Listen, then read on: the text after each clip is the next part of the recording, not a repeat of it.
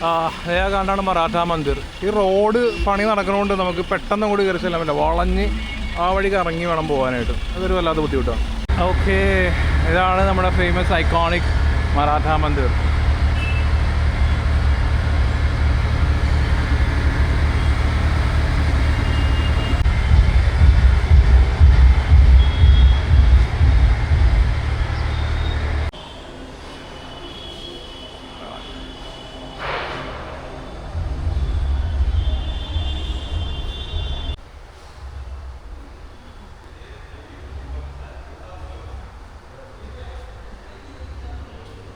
വിജയ് ദേവരകൊണ്ടയുടെ പടം വരുന്നുണ്ട് കേട്ടോ, 31-ാം തീയതി. സാമ്രാജ്യ കിങ്ഡം സാമ്രാജ്യയായി മാറി.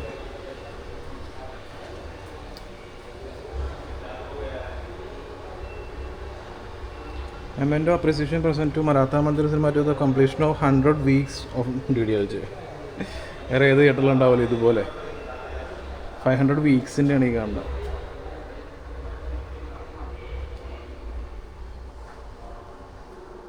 പടം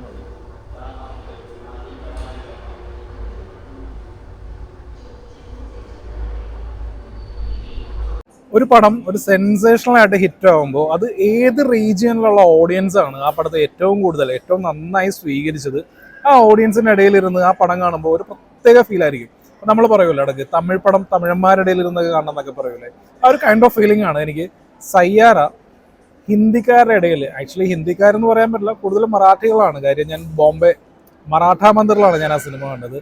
11:30-ക്കുള്ള DDLJ ദിൽവാലെ ദുൽഹനിയ ലേ ജായെങ്കെ ആ ഒരു ഷോയ്ക്ക് ശേഷമുള്ള നെക്സ്റ്റ് ഷോ എന്ന് പറയുന്നത് സയ്യാര ആയിരുന്നു.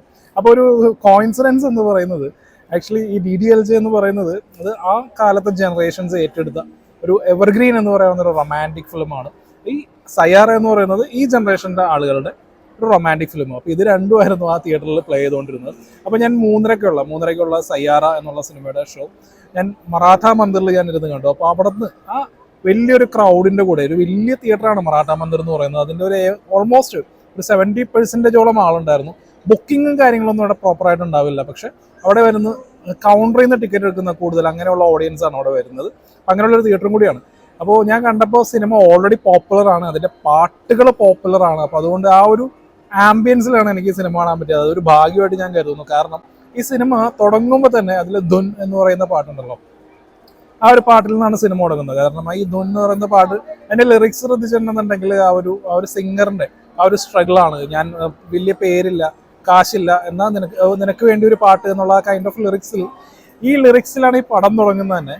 അപ്പോൾ സംഭവം എന്താണെന്ന് വെച്ചിട്ടുണ്ടെങ്കിൽ ഈ പാട്ട് എല്ലാവരും ചേർന്ന് പാടുകയാണ്. കാരണം ഈ പാട്ട് അത്രയും പോപ്പുലറായി മാറിയല്ലോ. അപ്പോൾ ആ ഒരു കൈൻഡ് ഓഫ് ആ ഒരു സെലിബ്രേഷൻ മൂഡിൽ ഈ സിനിമ കാണുമ്പോൾ എനിക്കൊരു കുറച്ചുകൂടി ബെറ്റർ ആയിട്ടുള്ള ഒരു എക്സ്പീരിയൻസ് ആയിരുന്നു. കാരണം ഞാൻ ആദ്യം ഈ സിനിമ കണ്ടത് ഫോറം മോളിലായിരുന്നു. ഫോറം മോളിൽ കണ്ടപ്പോൾ ഈ സിനിമയുടെ സെക്കൻഡ് ഡേ ആയതുകൊണ്ട് തന്നെ സ്വാഭാവികമായിട്ടും ആളുകൾ കുറവായിരുന്നു. ഈ സിനിമ ഒരു വൻ ഹിറ്റാണ് എന്നുള്ള കേരളത്തിലുള്ള ആളുകൾ അറിഞ്ഞിരുന്നില്ല ആ സമയത്ത്. പക്ഷേ ഞാനൊരു മോഹിത് സൂരിയുടെ കടുത്ത ഫാനായതുകൊണ്ടും പിന്നെ ഈ പാട്ട് റിലീസിന് മുമ്പ് എനിക്ക് ഇഷ്ടപ്പെട്ട പാട്ടുകളായതുകൊണ്ടും ഈ പടം എനിക്ക് കാണുന്നുണ്ടായിരുന്നു. അതുപോലെയായിരുന്നു മെട്രോ ഇന്ദിരോ എന്ന് പറഞ്ഞ സിനിമ. പക്ഷെ മെട്രോ ഇന്ദിരോ എന്ന് പറയുന്ന സിനിമ ഒരു വലിയൊരു സെൻസേഷണൽ ഒന്നും ആയില്ല ഈ സിനിമ പോലെ തന്നെ. അത് കഴിഞ്ഞ് ഈ ധുൻ എന്ന് പറയുന്ന പാട്ട്, അതിനുശേഷമാണ് പിന്നെ ബർബാദ് വരുന്നത്. ബർബാദ് എന്ന് പറയുന്ന പാട്ട് വന്നതോടുകൂടി മൊത്തത്തിൽ ആ ഒരു സംഭവം തന്നെ മാറി. കാരണം ഈ ധുൻ എന്ന് പറയുന്ന പാട്ട് അങ്ങനെ കുറച്ചുകൂടി പോപ്പുലർ ആയിട്ടുള്ള പാട്ടാണല്ലോ ബർബാദ് വരുന്നത്.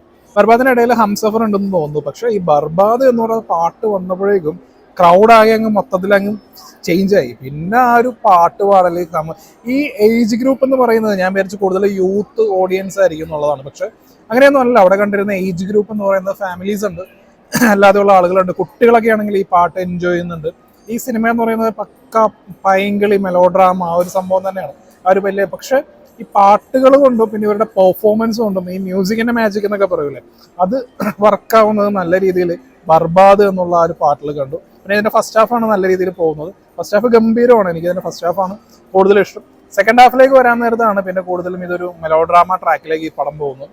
സെക്കൻഡ് ഹാഫിൽ വരുന്ന തുംഹോത്തോ സോങ് എന്ന് പറഞ്ഞാൽ എനിക്ക് എല്ലാ പാട്ടുകളുടെ ഇടയിൽ ഒരു ലീസ്റ്റ് പോപ്പുലർ ആയിട്ടുള്ള പാട്ടായിട്ട് എനിക്ക് ഫീൽ ചെയ്തു. കാരണം തിയേറ്ററിൽ ഞാൻ വലിയ സംഭവമായിട്ടൊന്നും ആ ഒരു പാട്ടിന് ഒരു വലിയ അപ്രീസിയേഷനോ കാര്യങ്ങളോ ഒന്നും കണ്ടില്ല. ഓക്കെ, നോർമലായിട്ടുള്ള ആൾക്കാർ ചിലർ ഡോർ തുറന്ന് പുറത്തോട്ടൊക്കെ പോകുന്നു. അപ്പം അങ്ങനെയൊക്കെ ഉള്ളൊരു ഇതായിരുന്നു. പക്ഷേ ഇതിൻ്റെ ക്ലൈമാക്സ് പോർഷനൊക്കെ വന്നപ്പോൾ, അതായത് സയ്യാറ എന്ന് പറയുന്ന ആ ടൈറ്റിൽ ട്രാക്കിൻ്റെ കാര്യങ്ങളൊക്കെ വന്നപ്പോൾ സീനൊക്കെ മാറി.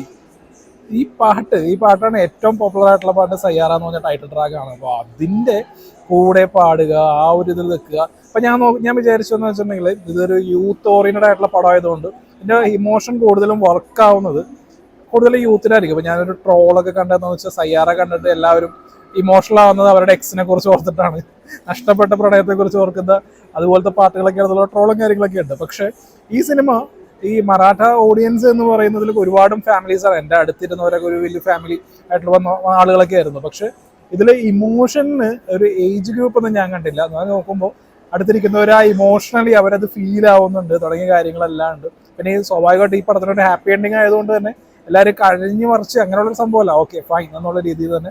പക്ഷെ കുറച്ച് 2-3 സീനുകളുണ്ട് നല്ല രീതിയിൽ ഇമോഷൻ വർക്കാവുന്നത്. അത് കറക്റ്റായിട്ട് എല്ലാവർക്കും, ഏത് ജനറേഷൻ ആണെങ്കിലും ഏത് പ്രായത്തിലുള്ള ആളുകളൊക്കെ ആണെങ്കിലും അവർക്കൊക്കെ വർക്കാവുന്ന രീതിയിൽ തന്നെയാണ് ഈ പടത്തിൽ വന്നിരിക്കുന്നത്. അത് ഞാനൊരു എവിഡൻ്റ് ആയിട്ട് ഞാനത് കാണുകയും കൂടി ചെയ്തു. എന്നെ സംബന്ധിച്ച് ഈ സയ്യാറ ഒരു മാസ് ക്രൗഡിൻ്റെ കൂടെ, അതായത് ഈ പടം ഏറ്റവും കൂടുതൽ ഏറ്റെടുത്ത ആ ഒരു ഓഡിയൻസ്, അവരുടെ ഇടയിലിരുന്ന് ഈ പടം കണ്ടപ്പോൾ എനിക്ക് കിട്ടിയ എക്സ്പീരിയൻസ് അതൊരു ഗംഭീര എക്സ്പീരിയൻസ് ആയിരുന്നു.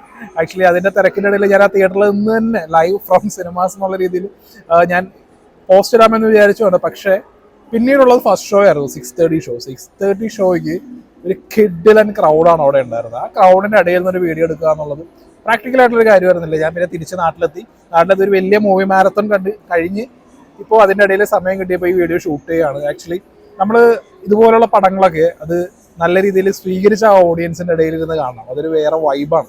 അതുകൊണ്ടൊക്കെ തന്നെയാണെന്ന് തോന്നുന്നു ആളുകൾ ഈ ഭാഷ റീ റിലീസൊക്കെ തമിഴ്നാട്ടിലെ തമിഴന്മാരുടെ കൂടെ ഇരുന്നൊക്കെ കാണണമെന്ന് പറയുന്നത്. അതുപോലെ ഒരുപാട് തെലുങ്ക് പടങ്ങളൊക്കെ ഉണ്ട്. അപ്പോൾ ഇറ്റ്സ് എ സാറ്റിസ്ഫൈങ് വാച്ച് ആയിരുന്നു. കാരണം തിയേറ്റർ അത്ര ഗംഭീര തിയേറ്റർ ഒന്നുമല്ല, ഒരു നൊസ്റ്റാൾജിയുള്ള ഒരു പഴയ ഒരു ഐക്കോണിക് ലാൻഡ്മാർക്ക് തിയേറ്ററാണ്. അവിടെ നല്ല സൗണ്ട് എഫക്റ്റിലൊന്നും ഈ പടം അല്ലെങ്കിൽ ഈ പാട്ടുകൾ കേൾക്കാൻ പറ്റുന്നൊന്നുമില്ല. പക്ഷെ അവിടെയുള്ള ആ ക്രൗഡ് കാരണം നമ്മൾ നല്ല രീതിയിൽ സാറ്റിസ്ഫൈ ആവുന്നു. ആ ഒരു കൈൻഡ് ഓഫ് എക്സ്പീരിയൻസ് ആണ് സയ്യാറ കണ്ടപ്പോൾ എനിക്ക് കിട്ടിയത്.